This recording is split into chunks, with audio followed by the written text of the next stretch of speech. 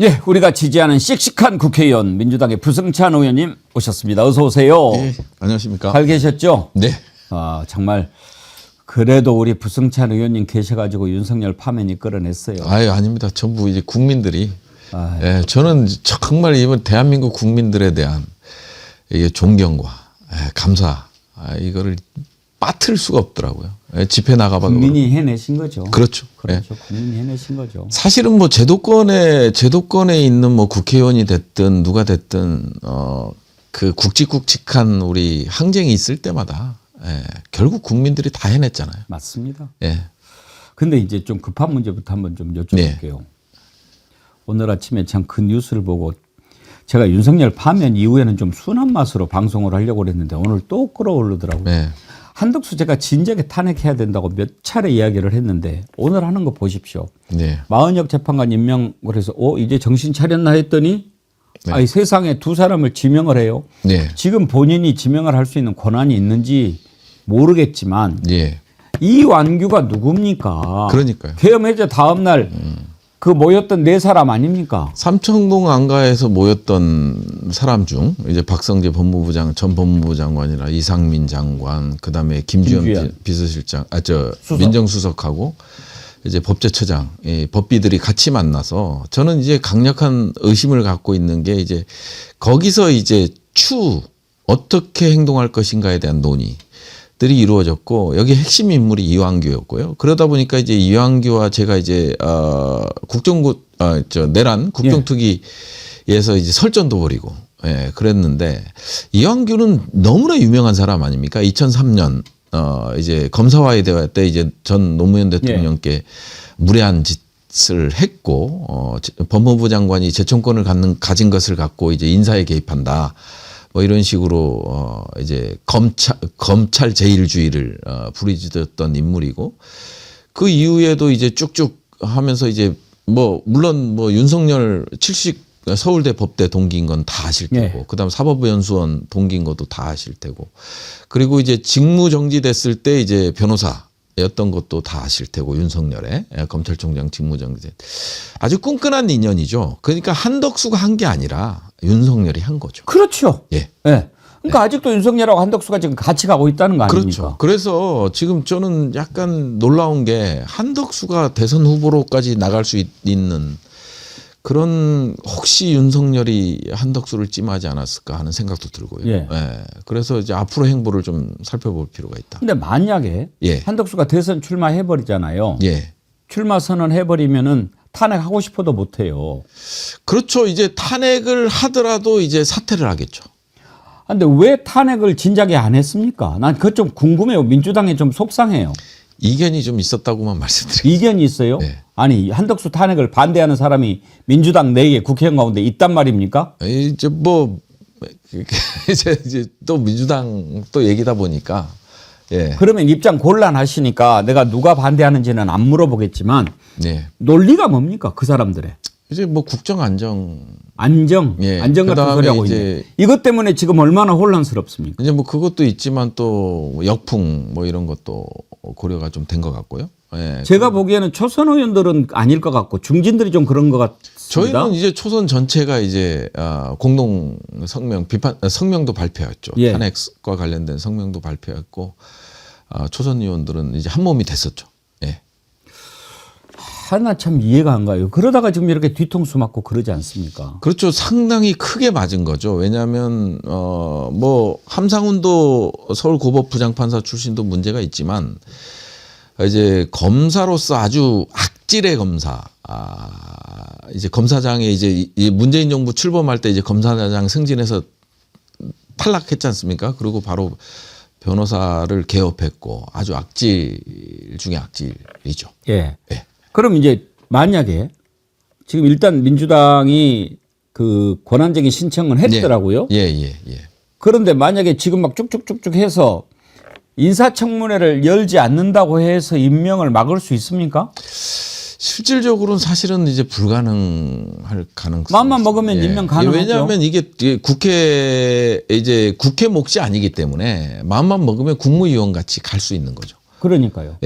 그래서 이제 그런 흥결이 있는데 일단 권한쟁의하고 가처분 신청을 동시에 하기 때문에 이제 헌재에서 어떤 결정을 할지 이제 당연히 헌재에서는 또 보수들이 많기 때문에 6명이 이제 그거에 대한 권한쟁의를 받아들일 가능성은 좀 적다고 보여져요. 뭐 김복형이라든지 정형식이라든지 뭐 이런 인물들이 일단 확고한 3명이 있잖아요. 그쪽에 조한창까지 해서 확고한 3명이 있기 때문에 실질적으로는 받아들이지기가 좀 어렵지 않나. 그런데 이제 저희가 할 수 있는 거는 다 해봐야 되는 거기 때문에 그리고 지금까지 이제 대통령 권한대행이 이 헌법재판소의 우리 민주주의의 이 최종 보루잖아요. 그런 헌법재판소의 이제 기능이 있기 때문에 그런 것들을 대통령 권한대행이 임명한 사례는 없었거든요. 지명한 사례가 지금까지는 없었죠. 근데 뭐 대법원장이라든지 국회 추천목에 대해서는 당연히 뭐 권한대행이 임명할 수 있잖아요. 이거는 그 헌재의 결정도 있고 하다 보니까. 근데 이제 대통령의 실질적인 권한인데 이거를 대행이 한다? 이 부분에 대해서는 법적으로 논란의 소지가 있기 때문에 좀 지켜볼 필요가 있다. 그런 차원이지만 지금 헌재 구성상으로는 18일 이전에 낼 거 아닙니까? 이게 그 심판 결정을 18일 이전에 내기 때문에 글쎄요 쉬워 보이지만은 않는데 그래도 그러니까 내란 세력 정리를 착착착착 했어야 되는데 그거를 이제 못하다 보니까 이런 상황까지 와버린 거 아닙니까? 그렇죠. 네. 그런데 이제 이렇게 지금 상황이 이렇게 됐는데 예. 뭐가 제일 지금 급하니까. 그런데 우원식 의장이 또 개헌 얘기를 꺼내가지고 이게 완전 더 꼬이게 만들어 버렸는데. 개헌은 이제 오늘부로 종료될 것 같습니다. 그 논란 자체는 중앙선관위에서 예. 아까 잠깐 보도를 보고 왔는데 15일까지 국민투표법. 예. 이거에 대한 개정을 마무리해달라. 예. 이런 요청이 있었어요. 그러면 사실은 국민투표법에 이제 문제가 되는 게 연령의 문제거든요. 그때 당시에 이제 연령이 국민투표법에 보면은 19세로 돼 있습니다. 예. 지금 이제 18세로 바뀌었잖아요. 예. 그 다음에 이제 투표 권한도 재외동포에 대해서도 국내 거소자. 그 다음에 이제 사전투표가 나중에 만들어지잖아요. 예. 사전투표 부분도 이제 포함을 시켜야 되는 거기 때문에 15일까지 이제 국민투표법이 개정이 안 되면 이 합의는 둘째 치고 이제 이루어질 수가 없는 거죠.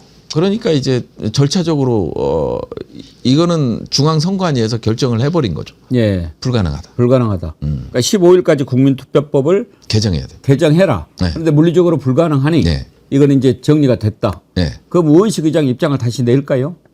내진 못할 것 같습니다. 네. 이제 뭐 낼 수가 없죠. 보면은 기본적으로 이제 개헌특위가 구성이 되더라도 서로 입장이 다 다르잖아요. 일단은 지금 현재 약자들은 결국 권력의 분점에 대한 욕심이 있을 거고, 그 다음에 민주당 입장에서는 5.18이라든지 대표께서 이제 최고위에서 발언하신 대로 일단 계엄과 관련된 강화, 계엄 이제 선포의 요건의 강화 이런 것들을 우선적으로 하자. 국민적 합의가 될 거니까 그런 입장인 거고. 그 다음에 이제 국회의장이나 이 민주당의 이제 대선 후보로 나올 가능성이 높으신 분들은 이제 권력 분점, 권력 구조를 먼저 건들자. 뭐는 이런 입장이다 보니까 그게 불가능하고요. 그 다음에 이제 이 개헌을 하기 위해서는 절차가 있잖아요. 20일 동안 공고해야 돼요. 자, 제적위원 과반 이상이 발의를 하잖아요. 그러면 발의를 하면 이제 정부에서 20일 이상 공고하게끔 돼 있죠. 20일 이상 공고해서 동의를 얻어야 하잖아요. 그때는 이제 3분의 2 이상이란 말이에요. 개헌이니까. 그러면 3분의 2 이상 60일 이내 아무리 빨라도 그게 불가능하잖아요. 뭐 빨리 한다고 해서 뭐 30일 이내 하더라도 우리가 이제 오늘 발표가 났기 때문에 사전투표가 9월 말이잖아요. 그때까지 이제 마무리가 안 되는 거죠. 그렇죠. 그러니까 절차적으로도 불가능하고 내용적으로도 개헌을 하는데 권력구조 지금 제도적으로 대통령제가 문제가 있다라는 생각도 하실 수 있지만 이 대통령제 때문에 계엄이 일어나는 게 아니고 제도 때문에 일어난 게 아니고 인간 때문에 일어나는 거거든요. 헌법을 제대로 이게 지키지 않은 위헌적인 행위를 한 사람의 문제가 있는 거잖아요. 그렇기 때문에 파면된 거잖아요. 그렇기 때문에 지금 당장 그걸 할 수도 없는 거고, 지금 당장에 또 한덕수가 나타나면서 유한규랑 함상훈을 임명했잖아요.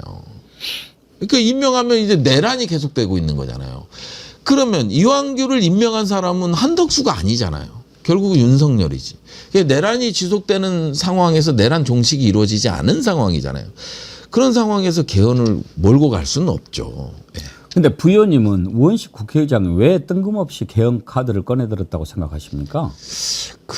일단 국회의장 뭐 정세균 의장 할 때도 예. 그 박근혜 탄핵되고 이틀 만에 개헌 카드를 꺼내들었잖아요. 그때하고 지금하고는 다르잖아요. 이건 내란인데. 그래서 이제 제 생각에는 국민이 결국은 개헌에 대한 욕구가 강할 것이다, 이런 생각을 했던 것 같아요.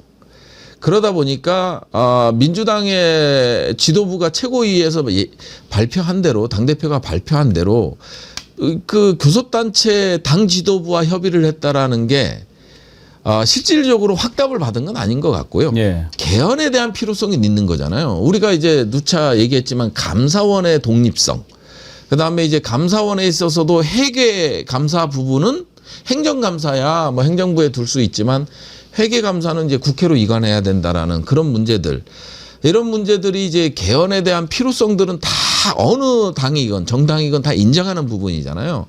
근데 이거를 합의를 어떻게 할 것인가에 대한 논의는 계속 2008년부터 국회 차원에서의 개헌 자문위가 구성이 돼서 보고서까지 만들고, 그 다음에 노무현 대통령도 그렇고 문재인 대통령도 그렇고 대통령이 이제 개헌, 행정부에서 이제 개헌 발의를 했었죠. 이런 것들이 전혀 이루어지지 않았거든요. 예. 그러면 이제 정치적 유불리를 따지기 때문에 정당 간의 합의가 될 수 있는 부분이 없어요. 그런 차원에서 봤을 땐 진짜 무모한 뜬금포를 날렸는데 오늘부로 이게 한덕수의 그 헌법재판관 임명으로 개헌은 이제 그렇죠. 날아가는. 예. 오히려 그게 덮었다고 봐야죠. 네. 그리고 우원식 의장이 잘못 판단했다라고 하는 것을 인정을 시켜버린 결과가 되는 거죠. 네. 지금 내란 세력이 저렇게 준동을 하고 있는데 네. 부 의원님 보시기에 지금 이제 윤석열 파면됐고요. 네. 대선 전국에 접어들었지만 그래도 내란 세력 척결하는 것은 정말 빨리빨리 이루어져야 되지 않습니까? 예. 어떤 놈들부터 이렇게 정리를 해야 된다고 보십니까? 일단 윤석열과 예. 지금 현재 이제 군 장성 10여 명 외에는 지금 아무것도 이루어진 게 없거든요. 없죠. 저희가 이제 고발 조치는 했는데 대통령실, 그다음에 국무위원들, 쪽지를 받은 국무위원들, 한덕수 포함이죠. 예. 국무위원들, 그다음에 대통령 경호처의 일부, 뭐 이런 검찰, 국정원 이런 부분에 대한 수사는 전혀 이루어지지 않았죠. 그리고 가장 아까 이완규 얘기가 다시 나왔지만 휴대폰을 왜 교체를 했는지, 거기 하필이면 또 이상민을 제외한 3명의 법제처장, 민정수석, 그다음에 이제 법무부 장관이 왜 교체했는지, 이건 증거인멸이죠. 예. 네, 이런 부분들이 밝혀지지 않았고, 그다음에 이제 심우정 같은 경우는 김용현의 전화번호를 국방부 차관한테 물었단 말이에요. 비하폰 전화번호를. 그게 밝혀진 거 아닙니까? 그러면 왜 비하폰 전화번호를 물었고 왜 통화를 시도했는지. 그쪽에서는 아니라고 하지만 이제 비하폰 서버가 이제 나오면 어떤 인물들이 개입됐는지 이런 것들이 조금 확인이 될 가능성이 있죠. 그래서 지금 현재는 아주 빙산의 일각. 그러니까 우두머리라고 수개라고 칭하는 윤석열과 행동대원들에 대한 지금 사법적인 처리가 이루어지고 있는 거고, 그 사법적인 처리 대상 중에도 핵심적인 역할을 했던, 총괄을 했던 사람들에 대한 조사나 수사는 아예 이루어지고 있지 않는 거죠. 검찰이 김성훈 경호차장, 이광호 경호본부장 이 사람들 영장을 4번이나 계속 이렇게 반려를 하지 않았습니까? 예, 예. 그것도 결국은 검찰 수뇌부가 심우정이나 누가 네.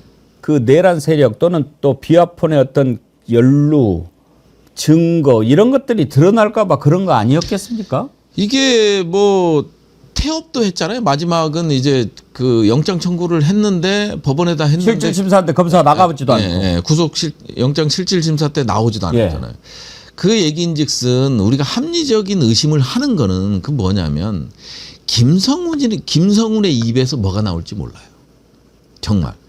지근거리에서 경호를 하잖아요. 실질적으로 봤을 때 경호처장보다는 차장이 이제 핵심이었잖아요. 네. 김성훈이 핵심이었고 그러다 보니까 이제 그 김성훈 입에서 혹은 비아폰 서버에서 뭐가 나올지 모르는 거예요.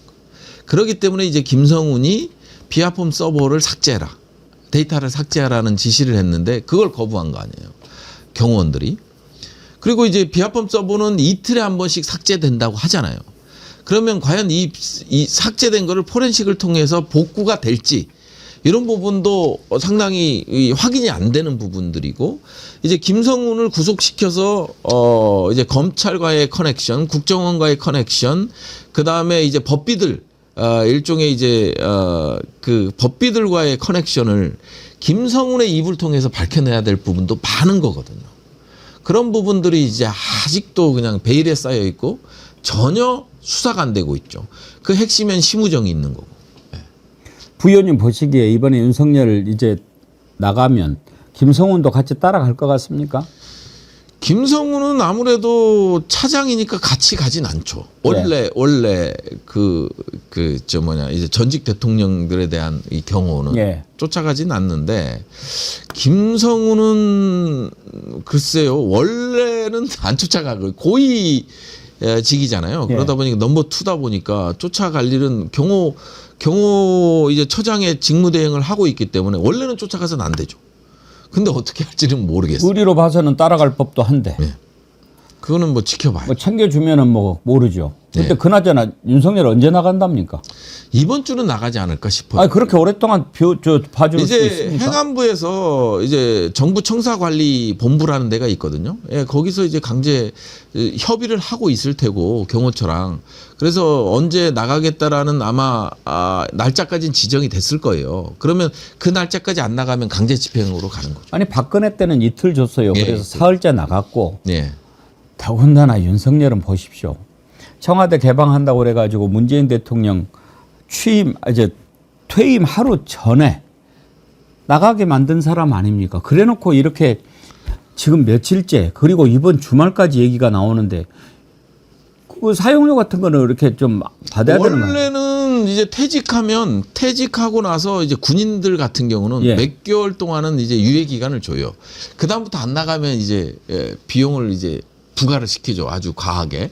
그런 방식으로 해서 하는데 아무래도 그 공무원 그 퇴직 관련 규정에 따라서 대통령도 이거에 대한 부과를 하겠죠. 근데 이제 강제 집행이 우선이 될 겁니다. 아니 집이 없으면 몰라. 집도 있는데 이렇게 버티고 있단 말이에요. 네. 이번 주는 뭐 나갈 가능성이 높고 다만 우려스러운 점은 뭐냐면 이제 다시 헌재로 돌아갈 수밖에 없는데 이제 형사 재판이 진행되잖아요. 그럼 변호인들이 이제 내세울 거는 위헌 재청 심판들을 할 거란 말이에요. 이게 수사기관에서 이게 잘못됐고 기소가 이게 잘못됐고 이런 방식을 통해서 이제 헌재로 보낼 거란 말이에요. 그러면 이제 재판이 이제 받아들여지면 재판부에서 받아들이거나 어떻게 받아들여지면 결국 헌재의 결정 나올 때까지 재판이 수도되는 상황으로도 갈 수 있는 거거든요. 그런 것까지 다 염두에 두고 이제 지금 헌법재판관들이 임명된 게 아닌가. 그래서 그런 부분들이 상당히 우려스럽다. 이거는 제2의 그러니까 이제 구속 취소, 지기현 판사에 의한 구속 취소가 제1의 그 내란이었다면 이게 제2의 뭐 이런 식으로 이제 가는 거죠. 그렇죠. 이제 헌재를 활용하려는 방법을 이제 쓰기 위해서 이런 헌법재판관의 포메이션을 이렇게 정한 게 아닌가 하는 우려가 있는 거죠. 시크한 40님 어젯밤에도 밤 1시까지 파티했다는데요. 뉴탐사에서 오늘 공개한답니다. 뭘요? 용산에서 네.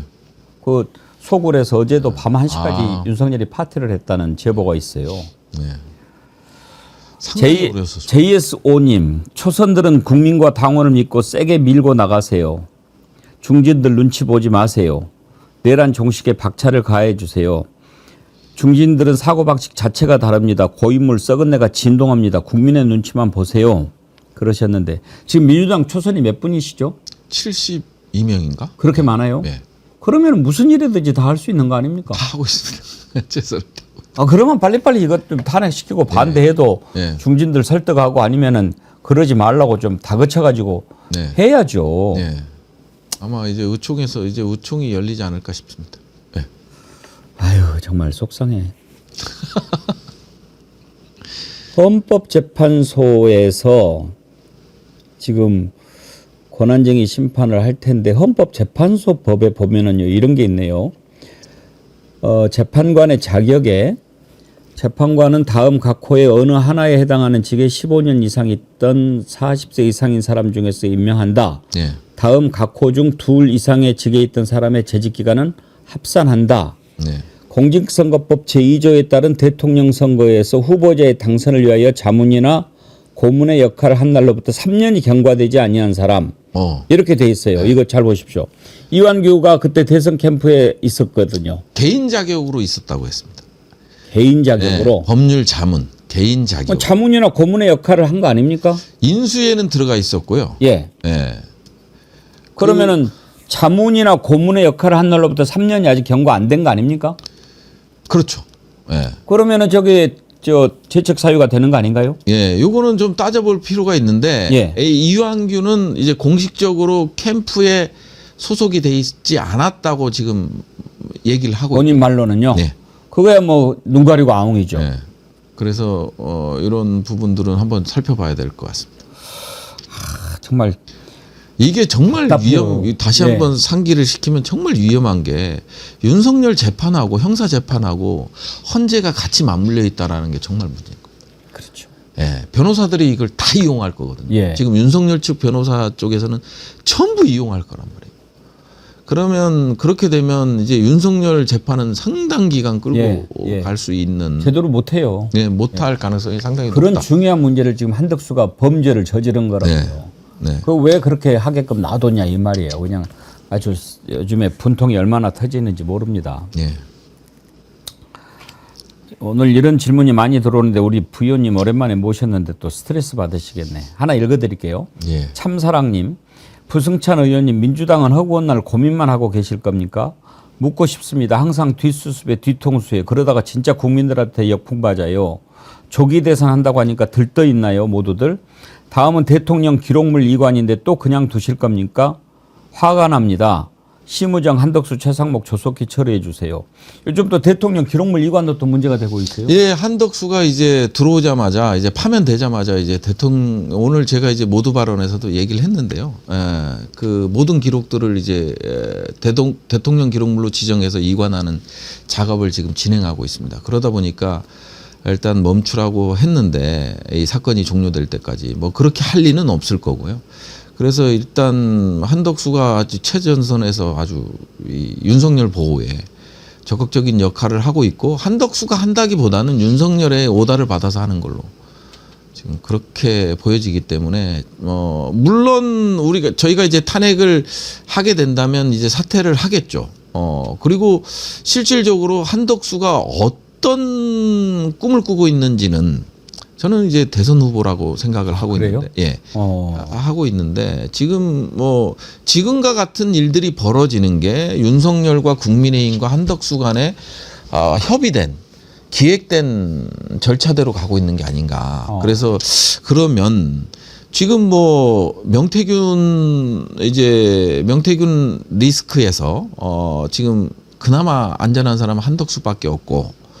그런 상황에서 지금 한덕수가 이 정도까지 하는 걸로 봤을 때는 뭔가 다른 뜻이 있다. 그리고 국민의힘이나 윤석열과 협의가 된 뭔가 다른 게 있다. 저는 그냥 개인적인 추측이지만 그렇게 보여져요. 그러다 보니까 만일 이제 탄핵을 시키면 이제 바로 액션으로 들어가겠죠. 사퇴를 할 테고 사퇴를 하고 나서 바로 대선 후보로 등록하는 거 아닌가 하는 생각도 해봐요. 몇 프로나 그렇게 가능성이 있다고 보십니까? 저는 50-50 정도로 봅니다. 예. 지금 보면 오늘 김문수가 또 바로 예. 국무회의 끝나고 사표 내고 대선 후보 출마한다 그러고 안철수도 그러고 예. 또 한 사람 누가 아까 출마 선언했던데? 홍준표 뭐 거기도 한다 그러고. 예. 부위원님 보시기에 누가 될 것 같아요? 국민의힘에서? 저는 오세훈, 한동훈, 유승민. 한동훈 아까 나왔다. 예. 예, 한동훈은 이제 이렇게 유승민의 전철을 밟는 거죠. 배신의 아이콘이 있는 거고, 친한계가 이제 윤석열 탄핵 소추에 이제 찬성 의견을 던졌기 때문에 이쪽은 배신의 아이콘이기 때문에 유승민하고 같은 길을 갈 거라고 보여져요. 그렇기 때문에 한동훈과 유승민은 여기서 5대5로 간다고 하면 살아남기 어렵고요. 홍준표하고 그다음에 오세훈이 있는데 저는 오세훈은 쉽지 않을 것 같아. 본인이 드랍할 가능성이 있고 안철수는 끝까지 갈 것 같고 안철수 같은 경우는 뭐 자기 생각밖에 없는 사람이니까 이제 끝까지 갈 것 같고요. 그런 상황에서 김문수하고 지금 한덕수 같은 경우는 저는 김문수보다는 한덕수가 더 국힘에서는 지지를 많이 받을 것 같아요. 국민들보다는. 그래서 새롭게 이제 한덕수가 나오면 김문수가 지금 당원들한테 상당히 인기가 있거든요. 당원들한테 상당히 이제 구구 중심으로 된 당원들이지만 상당히 당원에 있어서는 압도적이잖아요. 김문수가 압도적이고 그 다음에 이제 국민 여론에서는 유승민이 조금 나은 편이고 그러다 보니까 이제 한덕수가 이 두 부분을 다 같이 갖고 갈 수 있는 인물이기 때문에 한덕수가 만일 출마하겠다 그러면 후보가 될 가능성은 저는 출마한다는 조건하에서는 한덕수가 이제 가장 이제 경선을 통과할 확률이 제일 높지 않을까. 안 그러면 저는 개인적으로는 김문수 가능성이 높죠. 부위원님 보시기에 누가 되면 제일 땡큐일 것 같습니다. 저는 뭐 다 땡큐일 것 같아요. 아니 왜냐하면 결국도 이제 국민들의 생각이 있잖아요. 이제 윤석열이라는 괴물을 만들고 지지하고 그다음에 출당 조치도 안 하고 선긋기도 안 하고 그러다 보니까 이제 뭐 누가 나오든 저는 누가 나와도 민주당이 이길 것이라고 보긴 하는데 글쎄요 이제 이 다른 변수들이 이제 대선에서는 항상 개입이 되니까 다른 변수들이 이제 개입이 되고 그다음에 이제 헌재가 윤석열 친위 체제로 이제 구축이 되고 있는 상황에서 윤석열이 임명한 사람 셋 아니 그다음에 그 한덕수가 임명한 둘 뭐 이런 사람 5명이니까 한 명만 더 붙이면 큰일 나죠. 그러면 이재명에 대한 부분에 대해서도 뭔가 할 수 있는 게 만들어내겠죠. 그런 것들이 이제 변수가 될 것 같고요.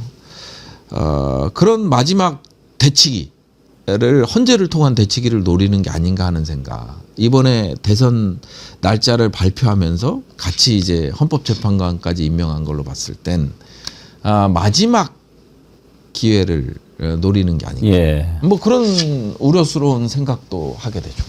민주당에서 후보가 누가 되느냐 하는 것은 사실 이제 논의의 여지가 거의 없는 수준인데 다만 이제 조국혁신당에서 어떻게 할 거냐. 일단 조국혁신당은 후보를 따로 낼 것 같지는 않은데요. 아니요. 뭐 후보가 나올 가능성도 있어. 뭐 오픈 프라이머리 하자는 거 아닙니까 지금? 이제 그거를 이제 이게 같은 당에서 오픈 프라이머리는 가능한데 당 야당 전체를 가지고 오픈 프라이머리를 하는 경우는 없거든요. 야당도 아니죠 이제는.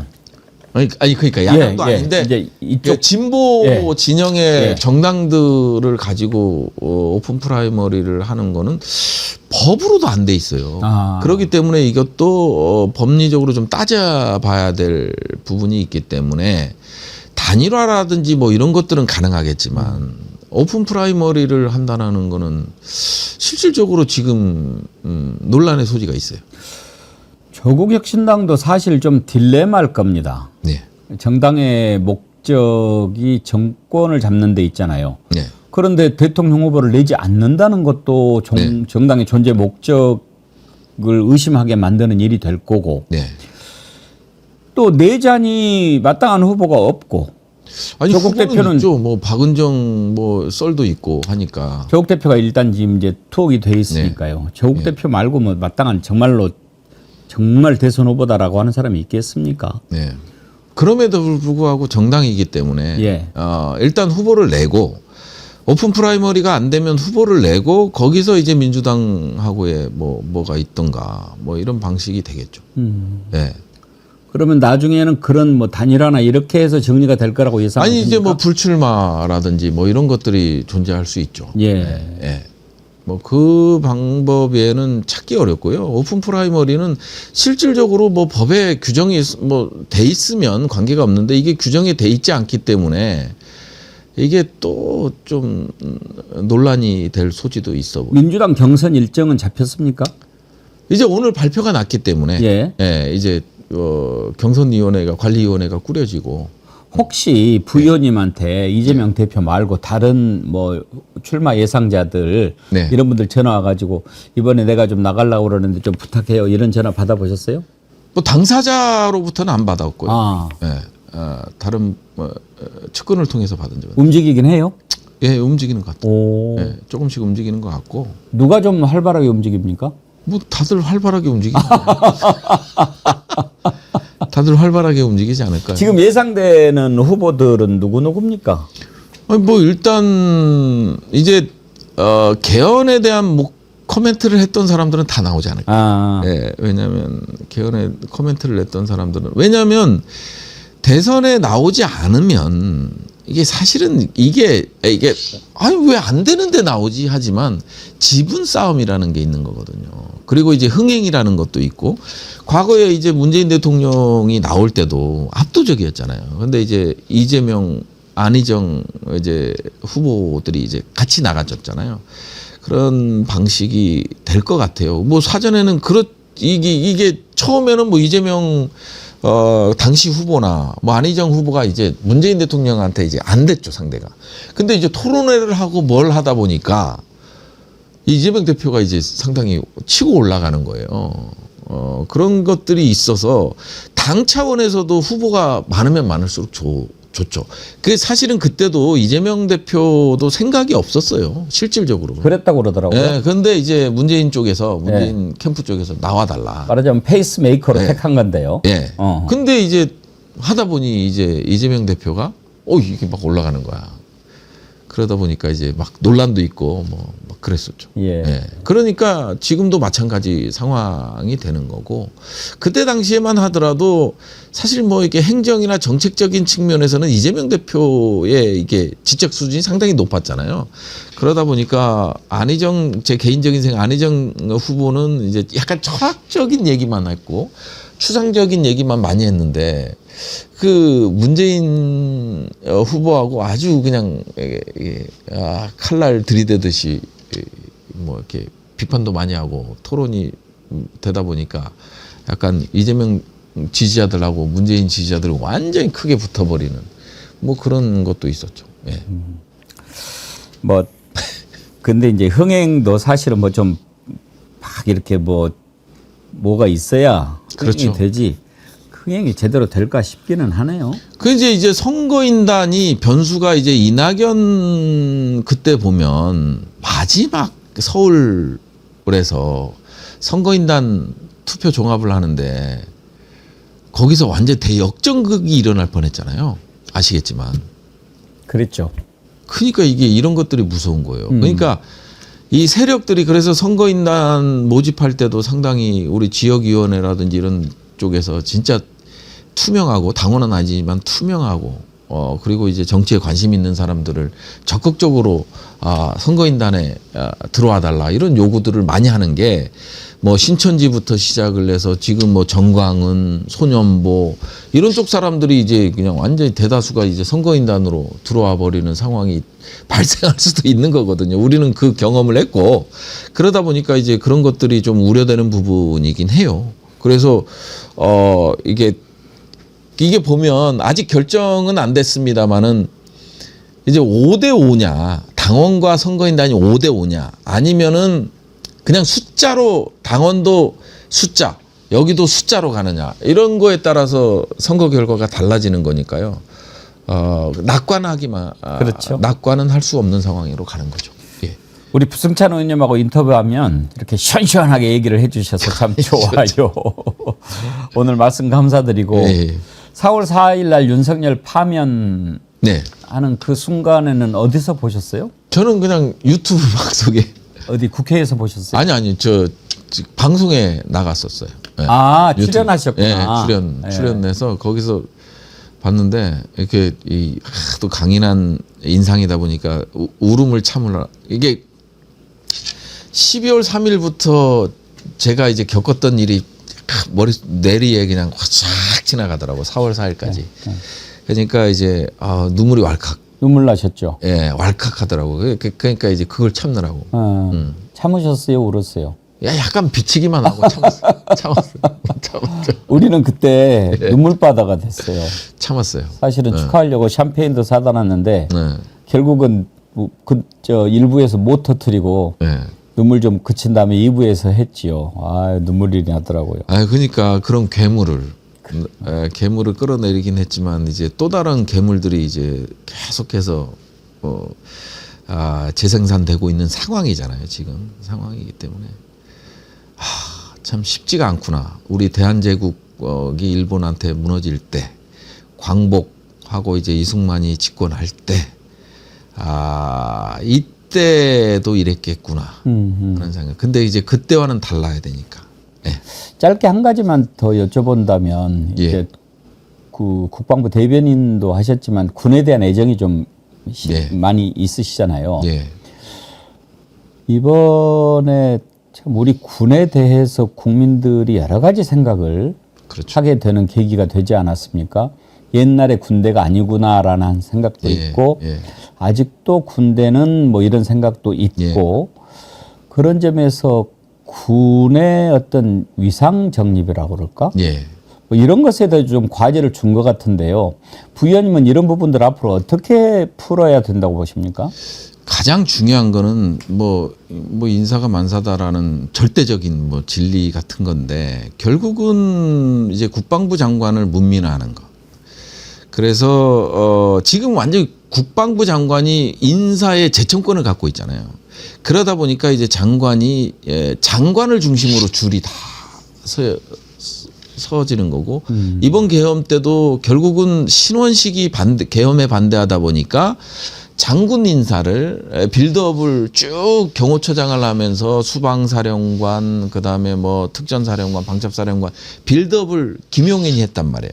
근데 이제 장군 인사는 신원식이 지금 장관이다 보니까 장군 정기 인사를 4월하고 10월에 하거든요. 10월 인사를 해야 되는데 신원식이는 이제 정보사령관도 그렇고 다 교체하겠다라는 마음을 갖고 있고 인사를 통해서.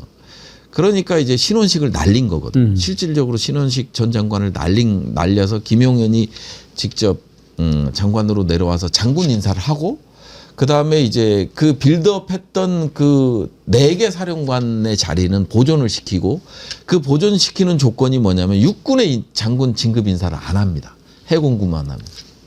그러니까 이제 장관의 역할이 정말 크거든요. 그래서 이제 문민 장관을 시키면 라인업이 안 되죠. 줄은 최소한 안 서니까 장관의 이제 국방부 장관의 문민환을 해서 군복 입은 사람들에 대한 예우, 존중, 명예심 이런 것들을 신장시켜줄 필요가 있는 거죠. 이제 그런 방식이 돼야 되고 또 권력기관의 수사 권력기관으로서 방첩사의 기능을 방첩사령관이 이제 결국은 북한의 저는 항상 얘기하는 게 총정치국. 그러니까 이 일종의 군의 어떤 쿠데타를 방지하기 위한 호위부대 같은 대통령의 호위부대 같은 신분에 있기 때문에 방첩사의 기능을 방첩 측면에서 이게 간첩 사건과 관련된 이게 군사 기밀 누설이라든지 이런 기능은 강화하되 그다음에 이제 뭐 세평이라든지 인사에 개입하는 것들이 이루어지는 거거든요. 그런 부분들 방첩사를 아예 완전히 조직 개편, 혁신 뭐 이런 거를 통해서 그런 권력기관이 생기지 않게끔 하는 것들. 그 권력기관이 존재하다 보니까 리더가 조금의 욕심을 가지면 이 권력기관을 자기 마음대로 이용할 수 있는 거거든요. 그리고 자기가 마음에 드는 사람을 진급시키는데 이제 자료 제공을 하고 그다음에 이거를 가지고 가스라이팅을 하고 이런 부분이 계엄을 통해서 이루어진 거거든요. 그러다 보니까 국방부 장관 문민화와 그다음에 이제 방첩사령부의 개혁 이런 것들이 이제 우선적으로 이루어져야 된다라는 말씀을 드리고 싶어요. 예. 그다음에 이제 저는 이제 뭐 될지 안 될지 모르겠지만 제복을 입고 국가에 헌신하는 그런 분들에 대한 우리가 이제 군인, 경찰, 소방 뭐 이번에 산불 진화 작업에서도 이제 느꼈지만 이제 사실은 거의 무명의 헌신을 하는 분들에 대한 저는 이제 봉급 체계도 바꿔야 된다고 생각을 하거든요. 지금 우리 군이 군에 오려는 사람이 없어요. 그리고 이제 젊은 친구들이 다 전역을 하고 제대 신청을 하고 있는 그런 구조적 문제들을 타파하게해서 이 사람들의 어떤 예우를 할 수 있는 군 봉급 그러니까 경찰, 군, 소방 공무원에 대한 봉급 체계를 개편한다든지 그 다음에 이제 이런 제복 입은 분들에 대해서 국가가 끝까지 책임집니다. 이런 것들을 좀 해서 이제 국민이 동의하는 수준에서는 예우할 수 있는 그런 방식으로 바꿔 나가야만이 군이나 경찰이나 소방이 이제 권력에 이용 안 당하는 그게 되지 않을까. 한때는 부사관 지원자가 많이 늘었다 이런 뉴스도 있었는데 요즘에는 또 그렇지 않군요. 예. 채워지지가 않아서 지금 심각한 상태입니다.